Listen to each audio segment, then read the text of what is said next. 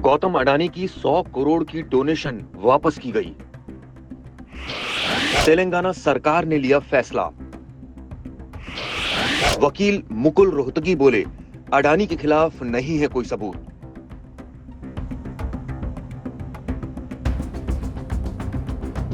उद्योगपति गौतम अडानी को लेकर तेलंगाना सरकार ने बड़ा फैसला लिया है। राज्य के मुख्यमंत्री रेवंत रेड्डी ने युवाओं के स्किल डेवलपमेंट के लिए उनके द्वारा दिया 100 करोड़ का डोनेशन नहीं लेने का फैसला किया है। यह फैसला अडानी पर लगे आरोपों के बाद लिया गया है। उधर कई मुकदमों में अडानी ग्रुप की पैरवी करने वाले सीनियर एडवोकेट मुकुल रोहतगी ने कहा है, अडानी के खिलाफ FCPA के तहत मुकदमा चलाने की बात तथ्यात्मक तौर पर गलत है। अपनी प्रेस कॉन्फ्रेंस में रोहतगी ने पहले ही साफ कर दिया कि वो मामले में कानूनी तथ्यों पर बात कर रहे हैं, न कि अडानी ग्रुप के प्रवक्ता के तौर पर।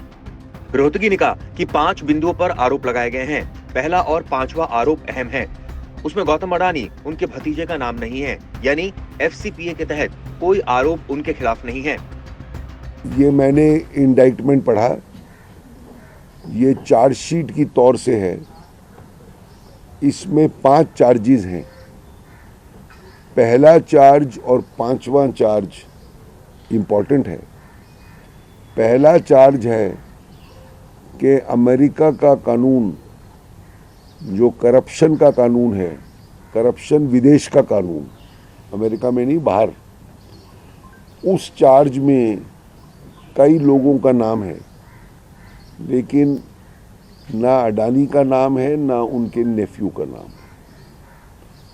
चार्ज नंबर 5 में जो चार्ज है कि न्याय के रास्ते में बाधा डालना, ऑब्स्ट्रक्शन ऑफ जस्टिस, जो एक सीरियस ऑफेंस हो सकता है, उसमें भी ना मिस्टर अडानी का नाम है ना उनके भांजे का नाम है। ये मैं इसलिए बोल रहा हूं कि मेरी अपनी राय है, ये है, ये पढ़ने के बाद, और ये क्लियर करने के लिए, क्योंकि मीडिया में मैंने देखा कि ये छप रहा है कि अडानी के खिलाफ दोनों चार्ज हैं, न्याय के रास्ते में बाधा डालना और करप्शन का चार्ज जो पहला काउंट है वो नहीं है।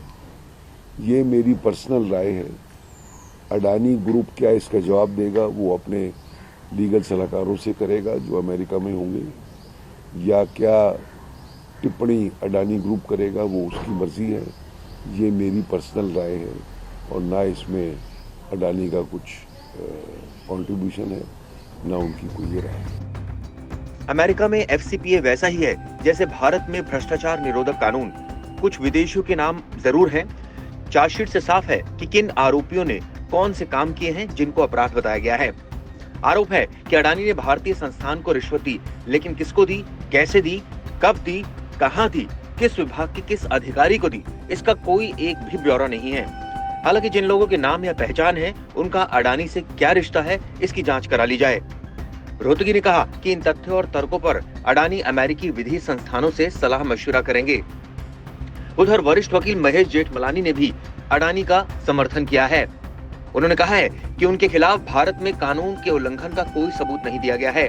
अभियोग की बात करें तो अडानी या अडानी ग्रीन्स में से किसी के खिलाफ अभियोग पत्र में कोई अपराध नहीं लगाया गया है। पूरा मामला अडानी ग्रीन्स द्वारा बॉन्ड जारी करने के बारे में है। कथित उल्लंघन यह है कि बॉन्ड धारकों को सूचित किए बिना बॉन्ड जारी किए गए थे।